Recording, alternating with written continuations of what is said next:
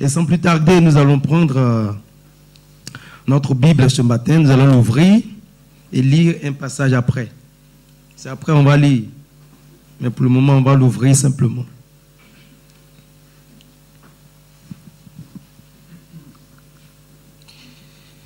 Et nous allons prier pour la parole de Dieu.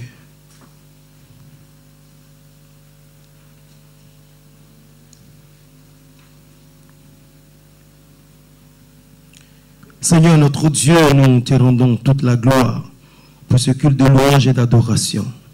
Nous sommes ton choix ce matin.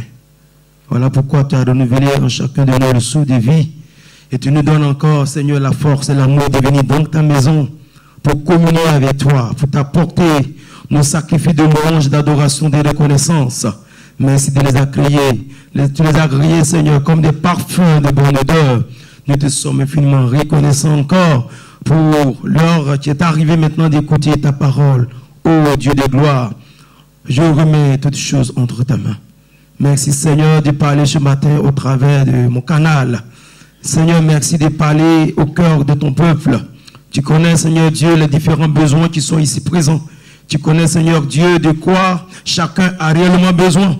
Je te prie ce matin au travers de ta parole, de répondre aux besoins de ton peuple, de faire du bien à ton peuple. Ce peuple si cher pour lequel tu as donné ta vie, Jésus, ce matin, de les bénir, de les visiter, de, Seigneur Dieu, les orienter par ta parole. Merci Saint-Esprit de Dieu, tu prends le contrôle, que tout ce qui n'est pas bon au milieu de nous, tout ce qui est contraire à la bienséance, tout envoûtement, tous les sorts de l'ennemi, tout ce qui a été programmé contre ta parole, contre ton peuple, tout esprit de lourdeur, de sommeil, de distraction soit vaincu ce matin. Nous soumettons toutes choses, Seigneur Dieu, à ton autorité. Saint-Esprit de Dieu, parle à nos cœurs ce matin, au nom de Jésus. Amen.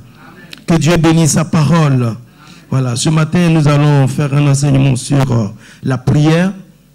Voilà, nous allons commencer notre enseignement sur la prière, comme j'avais déjà annoncé la fois dernière. Voilà, ça sera peut-être sur 2, 3 dimanches, ça dépendra comment le Seigneur va nous orienter. Voilà.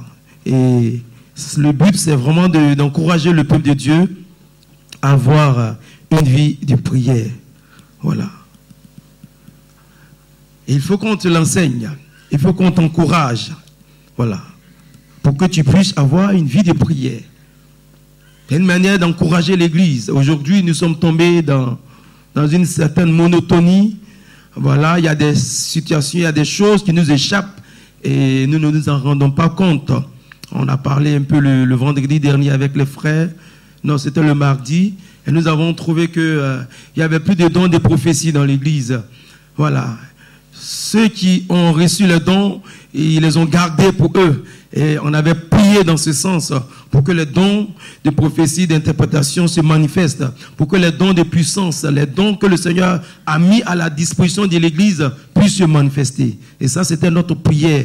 On a intensément prié le mardi dernier. C'était tellement fort qu'on ne voulait même pas se séparer. Mais il y avait une maman au milieu de nous. Et à cause de notre maman, il se faisait tard. On a dit, maman, on va arrêter pour que tu puisses rentrer. Alléluia. Et plus on priait, plus l'Esprit de Dieu nous renouvelait. Plus on priait, plus on sentait sa présence. Ça veut dire que la prière, c'est une chose très importante. Alléluia. Quand tu pries, quand tu demandes dans la prière, avec un cœur sincère, Dieu répond. Ça passe par la prière. Donc ce matin, nous allons parler amplement de la prière dans le but d'encourager l'Église, voilà, à retourner à la vie de prière. Nous sommes pris dans cette vie moderne. Voilà, nous sommes toujours des courses. Tout se fait dans la rapidité. On prie rapidement, on mange rapidement. Tout se fait rapidement parce que le temps ne nous suffit plus. Mais le chrétien doit passer du temps dans la prière. Le chrétien doit pouvoir prier à 1h du matin. Se lever à 1h du matin, passer au moins 1h, 2h, 3h dans la prière. Le chrétien doit pouvoir se lever à 2h, à 3h, à 4h du matin et prier. Comme Jésus l'a fait. Ça, c'est notre introduction. Nous devons faire comme Jésus l'a fait. La prière fait partie de la vie du chrétien. Alléluia. Voilà. Nous devons trouver un temps pour prier. Nous devons nous arranger afin d'inclure la prière dans notre programme de tous les jours. Un chrétien qui prie, c'est un chrétien qui reste connecté au Saint-Esprit. C'est un chrétien qui est dirigé par le Saint-Esprit, comme le vent dirige l'aigle. Un chrétien qui prie, c'est un chrétien qui a toujours les yeux ouverts, les oreilles ouvertes, et il ne se fait jamais surprendre par l'ennemi. Parce que Dieu va lui parler. Alléluia. Tu es ici. Mais ce qui va se passer de l'autre côté, dans ta famille, Dieu te parle. Parce que tu veilles dans la prière. Un chrétien qui prie, il est toujours victorieux. Et l'ennemi a peur de lui. Les démons ont peur de lui. Parce que la prière te met dans une position de victoire. Alléluia. Et un chrétien qui prie, il est toujours spirituel. Il a toujours de bonnes relations avec son Dieu. Quand il s'approche de Dieu, il est content. Voyez, quand tu pries, tu peux prier sans sentir la présence de Dieu. Mais quand il y a une bonne relation entre toi et Dieu, dès que tu commences à prier, tu sens une visitation. Alléluia. C'est deux choses différentes. Tu peux prier même pendant des heures et puis tu pries, oui. Mais quand tu as une bonne relation avec Dieu, une bonne communion avec le Saint-Esprit, dès que tu commences à prier, tu sens une présence. Et cette présence-là t'emporte. Et généralement, tu vas passer plus de temps dans l'adoration, dans la louange, que de dire Seigneur, bénis-moi, bénis-moi, bénis-moi. Parce que déjà en adorant Dieu, Dieu comprend déjà tes besoins. Alléluia. Mais un chrétien qui ne prie pas, c'est un chrétien qui meurt spirituellement. Et le feu de Dieu qui est en lui commence à s'éteindre petit à petit. Un chrétien qui ne prie pas, il est toujours victime des mauvais sorts, des envoûtements, des cauchemars. Il ne dort pas bien. Quand il dort, on le frappe. Quand il dort, on le viole. Quand il dort, on lui fait du mal. Parce qu'il y a une porte qui est restée ouverte sur ta vie.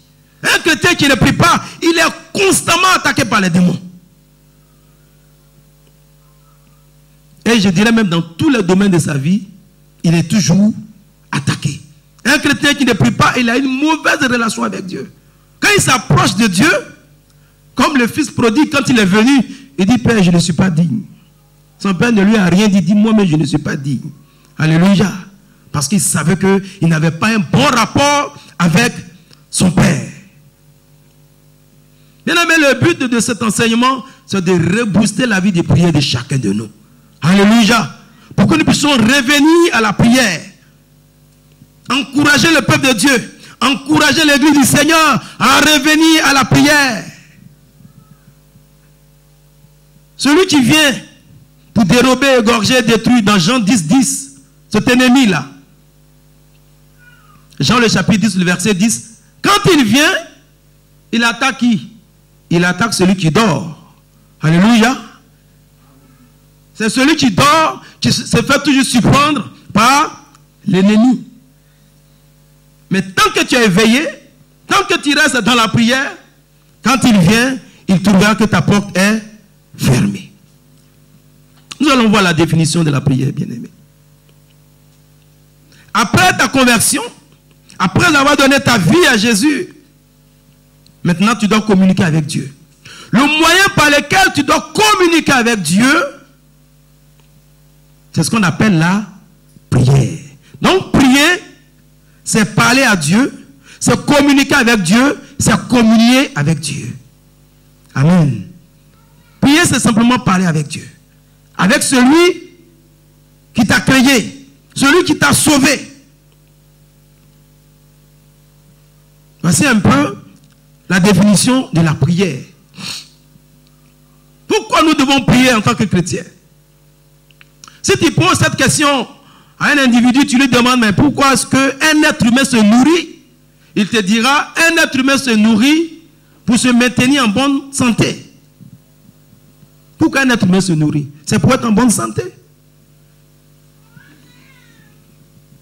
Si tu ne te nourris pas, tu vas tomber malade. Et si tu continues à ne pas te nourrir, non seulement tu vas tomber malade, mais tu vas mourir. Mais si tu te nourris bien, non seulement tu vas tomber malade difficilement, mais ta vie même sera paisible, tu vas bien vivre. Beaucoup de personnes meurent aujourd'hui sans le temps de Dieu pour la vie. Hier, je disais à quelqu'un que beaucoup de personnes meurent aujourd'hui étant surpris par la mort. La mort a surpris beaucoup de personnes. Mais David savait qu'il devait mourir. Il savait que le temps de mourir était arrivé. Abraham savait que le temps de mourir était arrivé. Jacob savait que le temps de mourir était arrivé. Si tu te nourris bien, mais tu vas bien vivre. Si tu te comportes bien, tu vas bien vivre. Alléluia. Mais si tu te nourris mal, toi-même tu vas écourter ta vie sur la terre. Et ça, c'est pas Dieu. Et je voulais encourager chacun de nous ici à bien se nourrir. Il faut te soigner. Il faut faire des visites. Il faut faire des bilans de santé. Souvent, on n'a même pas le temps. Ah, je dois aller faire mon bilan de santé, je n'ai pas le temps. Mais il faut voir le médecin. Il te dira qu'il y a une maladie qui est en vue. Il faut prendre telle disposition. Alléluia. Donc, si tu poses la question à un être humain, pourquoi est-ce qu'on se nourrit? Il te dira, on se nourrit pour se maintenir en vie. Pour avoir une bonne santé. Et dans Matthieu, le chapitre 4, le verset 1 à 4, pendant que Jésus était dans son jeûne dans le désert, l'ennemi est venu, le diable est venu, et il lui a demandé de transformer les pierres en pain, certainement pour les manger. Jésus va dire quelque chose à Satan qui sera ce matin un enseignement pour nous. Jésus dit à Satan, l'homme ne se nourrira pas de pain seulement, mais de toute parole qui sort de la bouche de Dieu. En un mot, Jésus dit à Satan, de la même manière, un être humain se nourrit physiquement pour être en bonne santé, avec la nourriture physique, c'est comme ça, un enfant de Dieu doit se nourrir spirituellement pour être en bonne santé. La méditation, c'est une bonne nourriture pour les enfants de Dieu. La prière, c'est une bonne nourriture pour les enfants de Dieu. La sanctification, c'est une bonne nourriture pour les enfants de Dieu. Tous ces éléments-là te donnent la bonne santé spirituelle. Alléluia. Quand tu te nourris bien, tu es en bonne santé. Amen. Il faut prendre quelqu'un qui ne se nourrit pas bien, prendre quelqu'un qui se nourrit bien. Tu verras la différence dans le physique. Prends une personne qui est malade et une personne qui n'est pas malade. Ils n'ont pas la même forme physique. Jésus dit à Satan que l'homme ne se nourrit pas de pain seulement. Nous, pour être spirituellement en bonne santé, nous avons besoin de nous nourrir, mais de la nourriture spirituelle. Et dit non, là je suis en train de me nourrir spirituellement, je ne peux pas manger le pain. Il voulait interrompre son jeûne. Par moment, l'ennemi veut nous interrompre quand nous sommes sur le bon chemin. Jésus dit non, pas question. Toutes ces choses que j'ai citées, que ce soit la méditation, les veillées, les prières, la sanctification, sont des bonnes nourritures. C'est la bonne nourriture pour le chrétien. Ça nous maintient dans la bonne santé spirituelle. Que le nom de Dieu soit béni. Un enfant de Dieu doit passer du temps dans la prière. Nous allons parler principalement de la prière ce matin. Parler de quelques éléments, mais surtout de la prière. La prière du chrétien se fait uniquement au nom de Jésus. Vous pouvez prendre Jean le chapitre 14, le verset 3. On va noter tout ça rapidement et on va arriver quelque part où on va faire une pause. Et vous pouvez aussi prendre Actes, le chapitre 4, le verset 12. Le chrétien prie uniquement au nom de Jésus. La prière se fait uniquement au nom de Jésus. On ne prie pas au nom d'un saint, d'un ange, d'un être humain, d'un génie, d'un démon. Nous, les chrétiens, nous prions au nom de Jésus.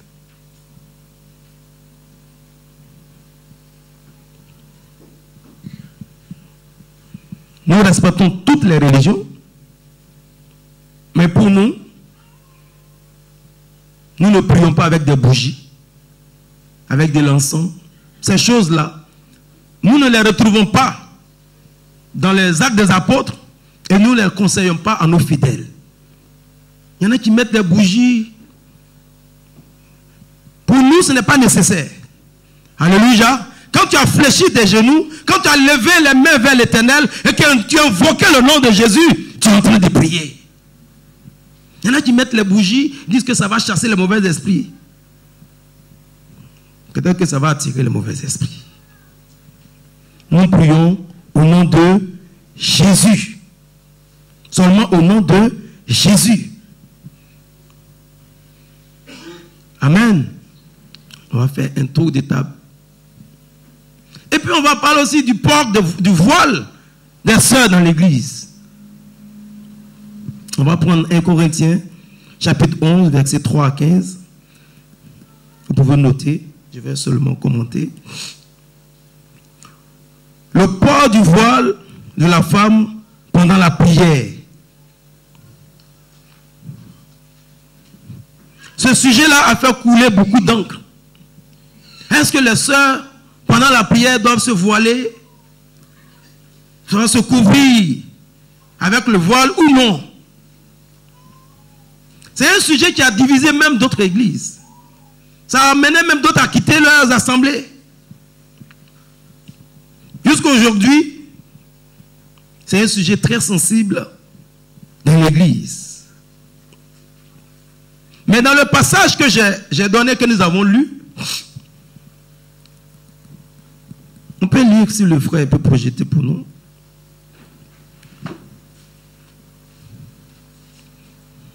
Il y a un verset très important. 1 Corinthiens 3 à 15. Si un de mes bien-aimés peut faire une lecture rapide pour nous.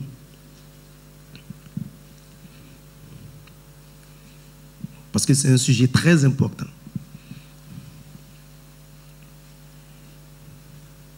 1 Corinthiens chapitre 11, 3 à 15, c'est bien cela? Oui. 1 Corinthiens chapitre 11, 3 à 15.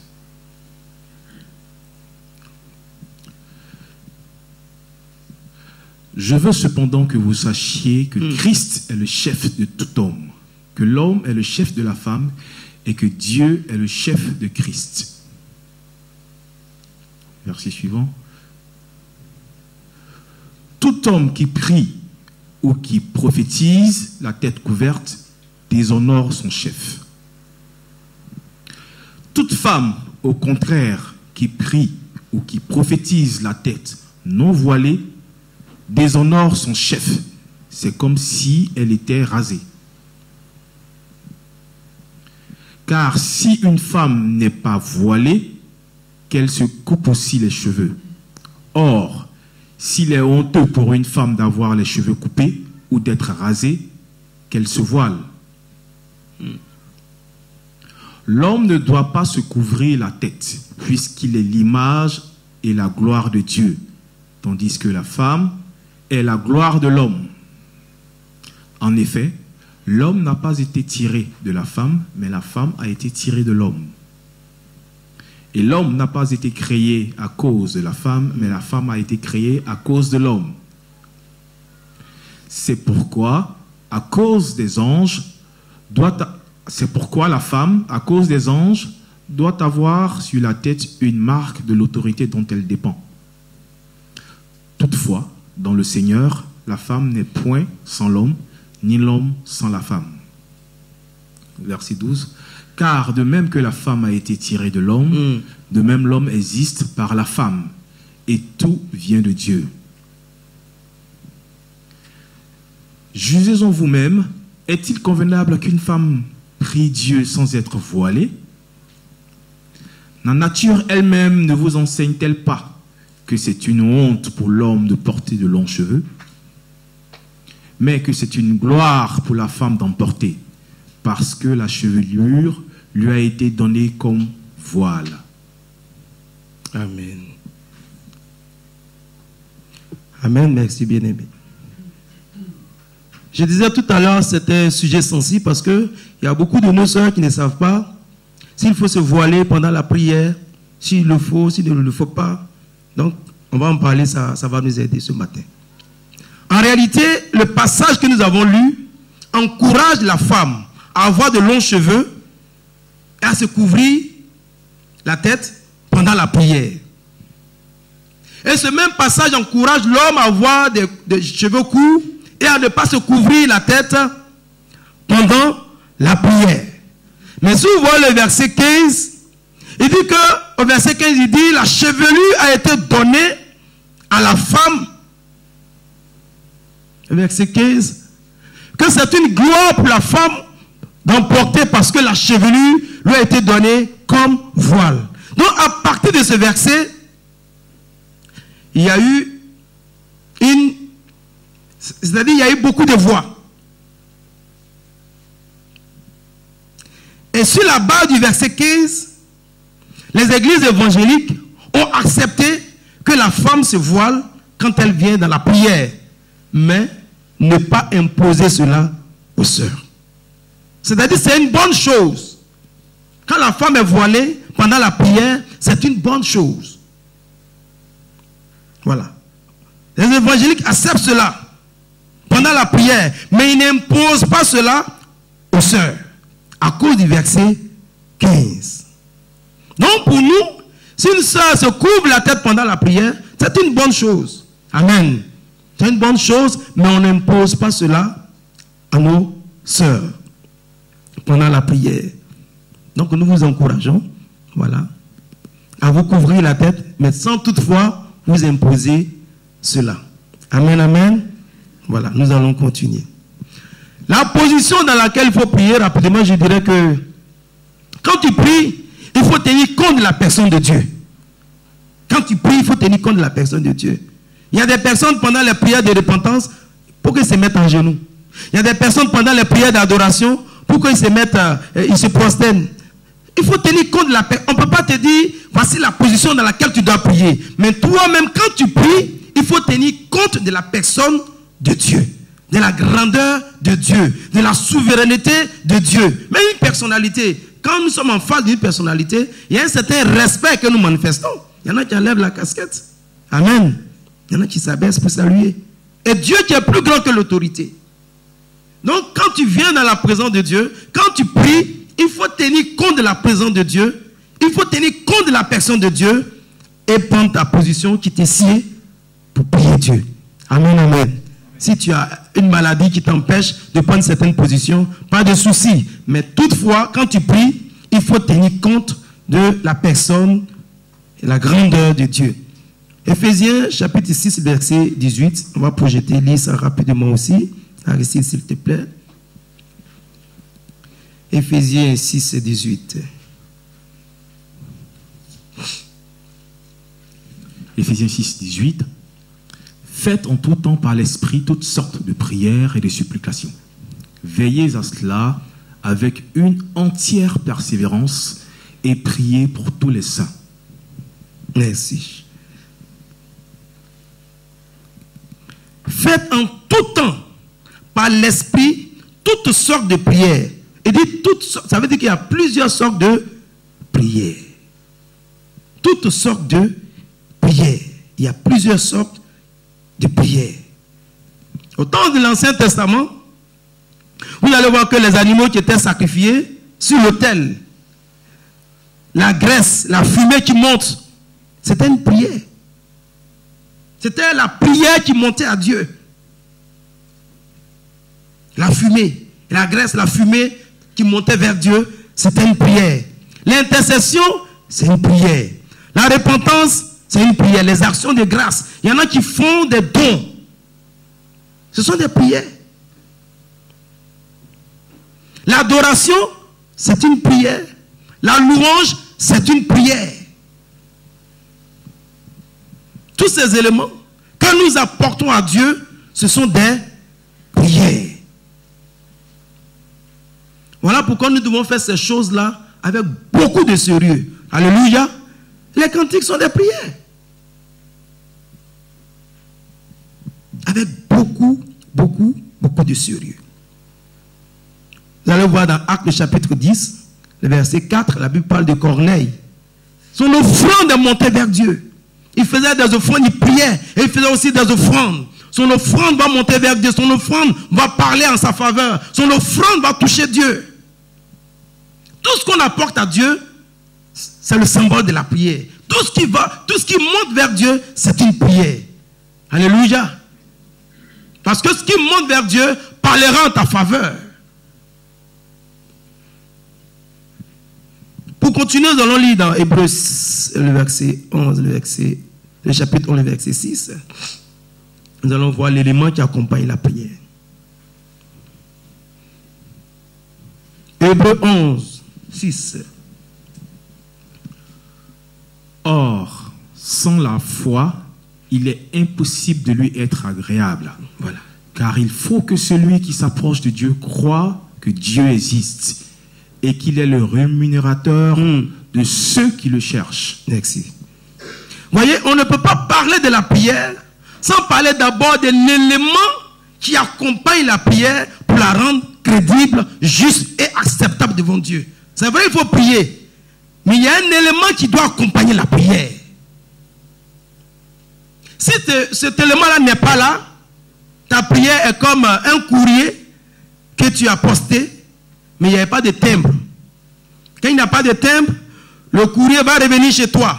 Ce n'est pas que le destinateur a refusé, mais il n'a même pas vu ton courrier. Il n'a même pas reçu. Ton courrier reviendra chez toi. Parce que sur cette enveloppe, il n'y avait pas de timbre. Et l'élément qui accompagne la prière pour la rendre crédible, c'est la foi. Alléluia. Quand tu pries, crois que Dieu t'entend. Crois que Dieu existe. Crois que Dieu va t'exaucer. Crois que Dieu est avec toi. La foi est très, très, très importante pour le chrétien. Voilà pourquoi il dit, oh, sans la foi, il est impossible de lui être agréable. Sans la foi, tu ne peux pas être agréable à Dieu. Sans la foi, ta prière ne peut pas monter vers Dieu. Car il faut que celui qui s'approche de Dieu, celui qui prie, celui qui fait une offrande, quelque chose pour Dieu, cette personne-là doit croire que Dieu existe et qu'il est le rémunérateur de ceux qui le cherchent. Il faut prier avec la foi, la prière de la foi. On ne prie pas pour prier, mais quand tu pries, il faut être sûr que Dieu t'écoute, que Dieu est avec toi, que Dieu t'entend. Amen. Voilà pourquoi on ne prie pas comme ça. Pendant que tu pries, tu grattes ta tête. Non, non, non, ça, tu es en train comment on appelle ça, de t'encourager. La prière se fait sérieusement. La prière se fait sérieusement. Il faut faire la prière de la foi. Que celui qui s'approche de Dieu croit que Dieu existe. Le chrétien fait tout par la foi. Il adore Dieu par la foi. Il prie par la foi. Il loue par la foi. Il aime Dieu par la foi. Tu ne l'as jamais vu, non? Mais tu crois. Parce que la foi, c'est le fait de croire sans avoir vu. Croire en ce grand Dieu. Croire en sa souveraineté sans l'avoir jamais vu. Mais tu crois qu'il existe. Alléluia. Le chrétien, il fait tout par la foi. Il y a deux frères qui ont fait une offrande à Dieu. Chacun a fait son offrande. Abel et Caïn. Toujours dans la suite de ce passage. Dieu a agréé l'offrande d'Abel. Parce que cette offrande-là, elle était faite par la foi. Quand nous prions, nous devons mettre la foi. Nous devons faire, le chrétien fait tout par la foi. Croire que Dieu existe. Ne cherche pas à voir Dieu. On ne peut pas voir Dieu physiquement. Dieu n'est pas un être humain. Mais si tu crois que Dieu existe, Dieu va se manifester dans ta vie. Le vent, là, on n'a jamais vu le vent. Hein? Qui a une fois vu le vent? Mais nous sentons le vent. Nous voyons ses manifestations. Et Dieu, lui, est plus que le vent. Que le nom de Dieu soit béni. Amen. Si tu pries et que tu n'as pas la foi, et que la foi n'accompagne pas ta prière, tu vas prendre Jacques, le chapitre 1, le verset 5 à 7. Tu peux lire ça à la maison. La Bible dit qu'une telle personne, il ne faut même pas s'imaginer recevoir quelque chose de Dieu. Jacques, le chapitre 1, le verset 5 à 6, vous allez noter seulement. Maintenant, nous allons faire une pause. Voilà, et nous allons faire un bon commentaire et terminer. Dans Jean, le chapitre 5, le verset 1 à 9 que notre bien-aimé va nous aider dans la lecture. Jean, le chapitre 5, le verset 1 à 9.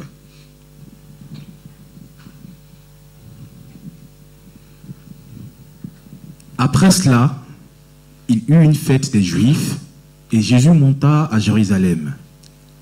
Or, à Jérusalem, près de la porte des brebis, il y a une piscine qui s'appelle en hébreu Bethesda et qui a 5 portiques.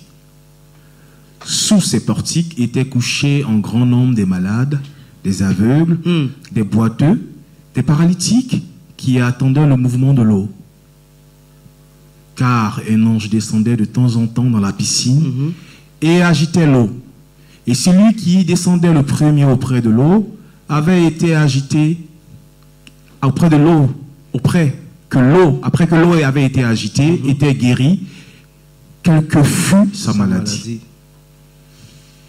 Là se trouvait un homme malade depuis 38 ans. Jésus l'ayant vu couché, et sachant qu'il était malade depuis longtemps, lui dit, « Veux-tu être guéri ?»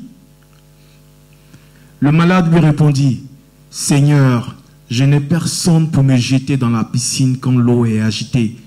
Et pendant que j'y vais, un autre descend avant moi. »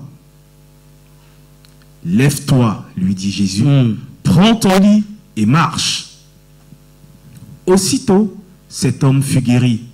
Il prit son lit et marcha. On peut s'arrêter là, merci. La Bible nous présente ici un homme qui était malade depuis 38 ans. 38 ans de maladie, 38 ans de souffrance, 38 ans de misère, 38 ans de pauvreté, 38 ans de solitude. C'est un cycle continu. Les jours se ressemblent, les années se ressemblent, les mois se ressemblent. Mais 38 ans, c'est une vie. 38 ans qu'il est dans ce lieu et il est malade. Et s'il est dans ce lieu où Dieu se manifeste, ça veut dire qu'il croit en Dieu. Il croit en Dieu, il croit que Dieu va faire quelque chose pour lui. Voilà pourquoi il est dans ce lieu. Mais malgré qu'il est dans un lieu où Dieu se manifeste, il est toujours dominé par l'ennemi. Il est toujours dominé par le mal. Il est toujours dominé par la maladie. Il est toujours dominé par la misère, par la pauvreté, par la solitude. 38 ans qu'il est dans un état pareil. Il est dans un lieu où Dieu se manifeste. C'est vers ce temps que Jésus vient et ils vont avoir une conversation. Malgré la présence de Dieu. Jésus lui dit, est-ce que tu veux être guéri? Il dit à Jésus, je n'ai personne pour me jeter dans l'eau quand l'eau est agitée.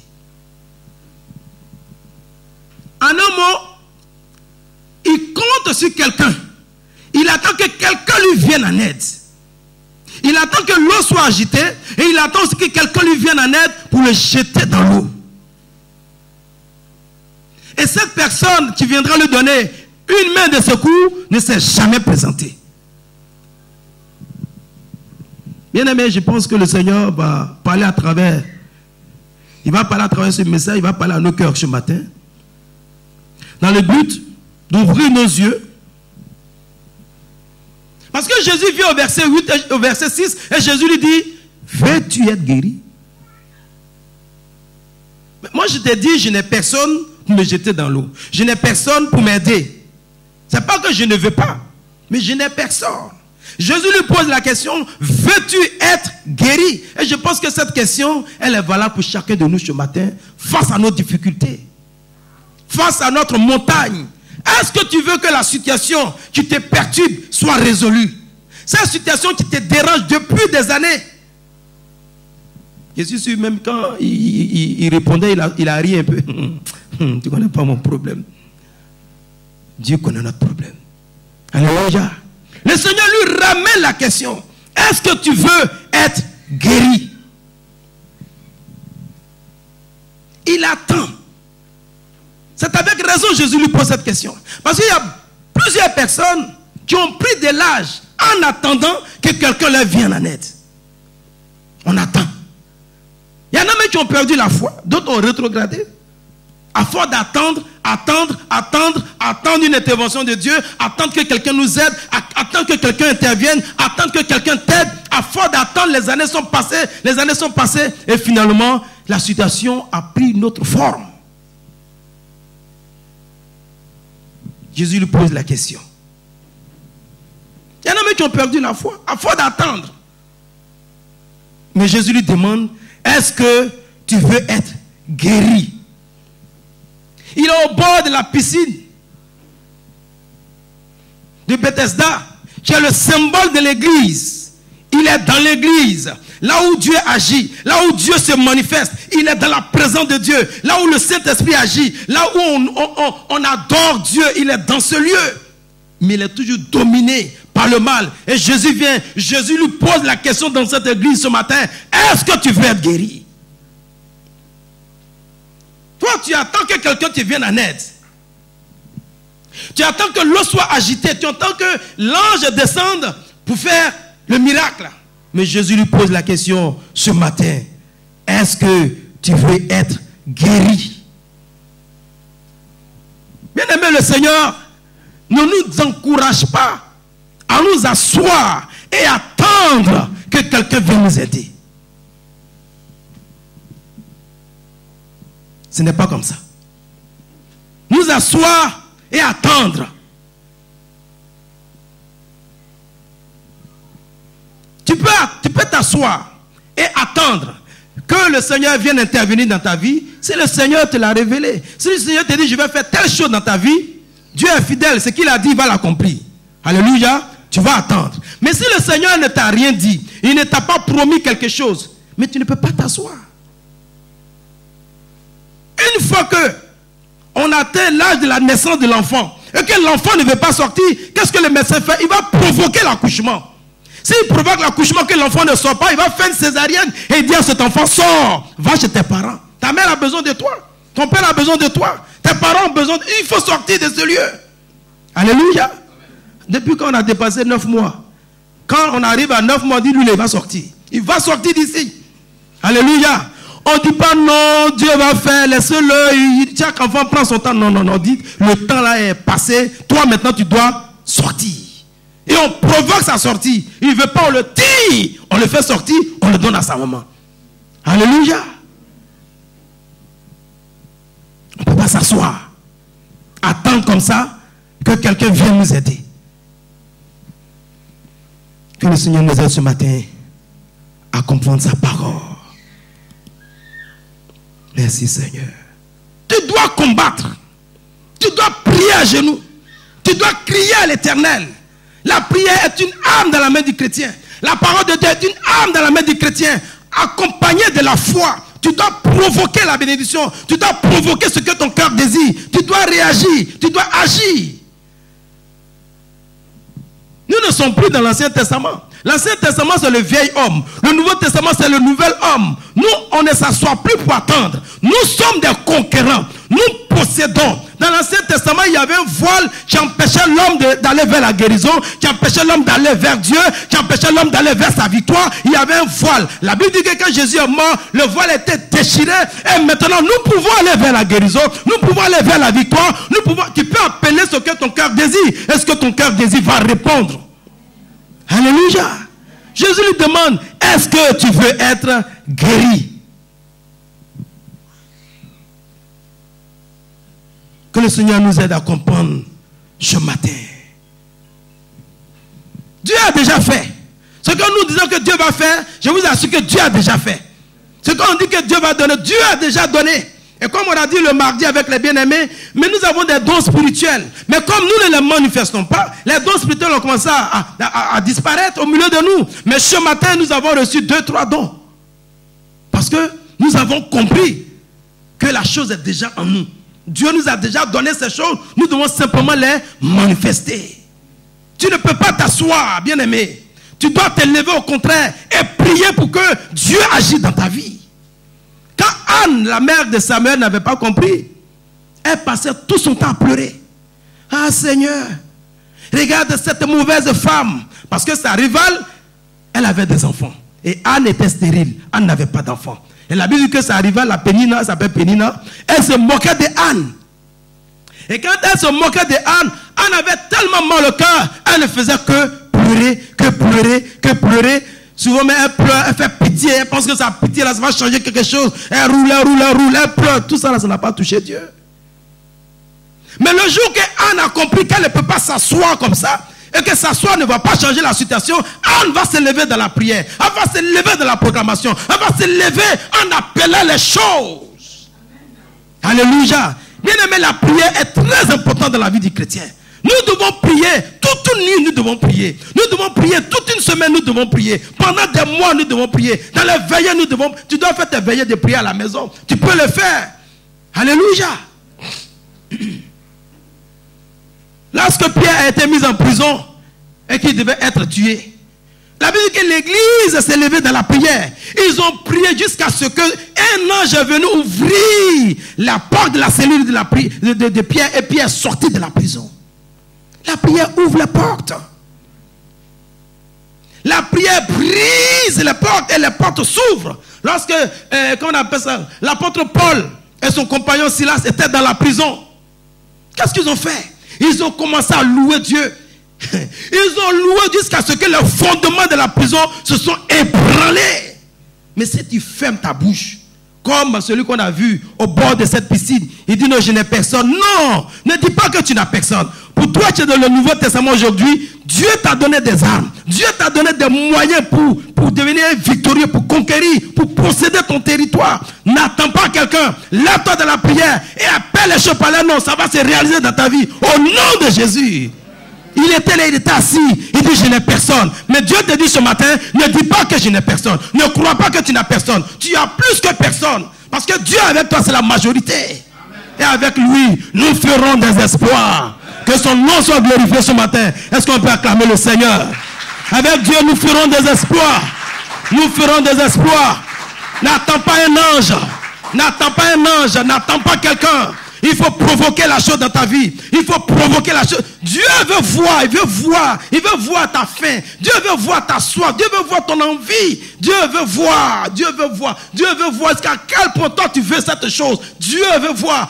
Anne a prié jusqu'à ce que Anne n'avait plus de voix. Anne n'avait plus de paroles. La Bible dit qu'elle ne fait que remuer maintenant ses lèvres. Parce que c'est son âme maintenant qui crie à Dieu.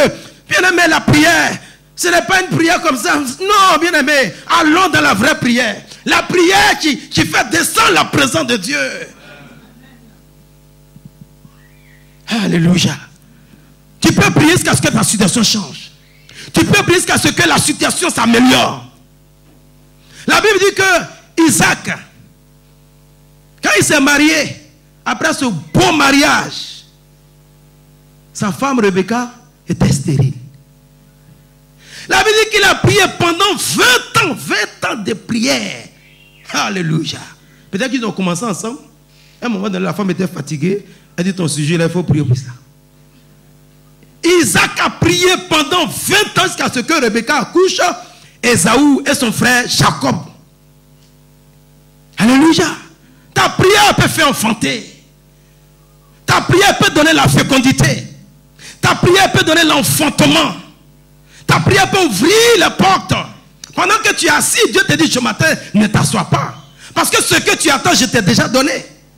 Ce que tu attends, j'ai déposé cela dans ta main. Et comme je le disais ce matin, le diable nous attaque dans notre esprit, il nous attaque dans notre tête, il nous fait croire que nous ne sommes pas guéris, il nous fait croire que nous n'avons pas la chose, il nous fait croire que la chose est loin. Oh, la chose est dans ta poche, ça y est dans ta vie, ça y est en toi, le Seigneur t'a déjà revêtu, ça y est sur toi. Il dit, j'attends qu'un ange vienne secouer l'eau, et puis je n'ai personne aussi pour me prendre. Il n'y aura personne, bien aimé. Il n'y aura personne. Il ne faut pas mener une vie chrétienne nonchalante, bien aimé. Il faut mener une vie chrétienne réveillée. La prière, ça fait partie des éléments que Dieu nous a donnés pour triompher. Nous ne pouvons pas mettre la prière de côté et passer du temps à pleurer. Non, c'est le contraire, on doit faire. On doit passer du temps dans la prière. Anne a dit à Pénina, basta, c'est fini. C'est fini. T'es moquerie et puis je pleure. Moquerie et puis je pleure. Moquerie et puis je pleure. C'est terminé. Je vais me tenir devant Dieu. Je vais me tenir devant mon Père. Devant mon Créateur. Je vais me tenir devant celui qui met l'enfant dans le sein de la femme. négocier sa situation avec Dieu dans la prière.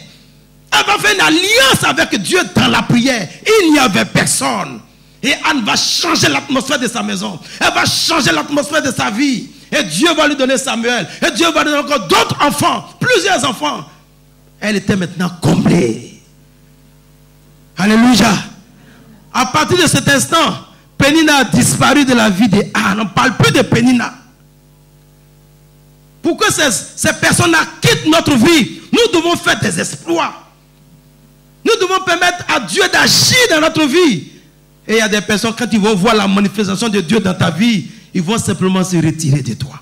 Ils ne vont plus te poursuivre. Ils ne vont plus te persécuter. Ils ne vont même plus te déranger. Parce qu'ils sauront que toi, Dieu est avec toi. Bien-aimés, ne croise pas les bras. Et passer du temps dans la pitié. Non. La prière change la situation. Alléluia. Voilà quelqu'un qui a prié.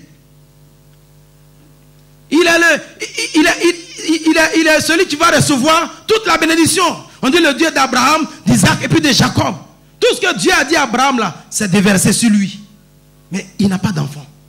Donc Dieu ment? Non, Dieu ne ment pas. Ce que Dieu t'a promis, il va le faire. Il va le faire. Mais lève-toi. Lève-toi.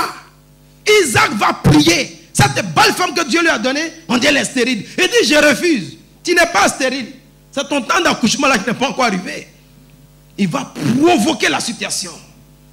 Au lieu de un, Dieu va mettre 2 enfants dans son ventre.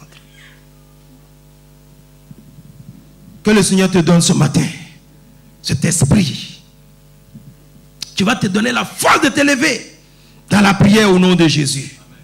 Alléluia. Aujourd'hui, bien-aimés, nous avons la possibilité d'aller vers Dieu.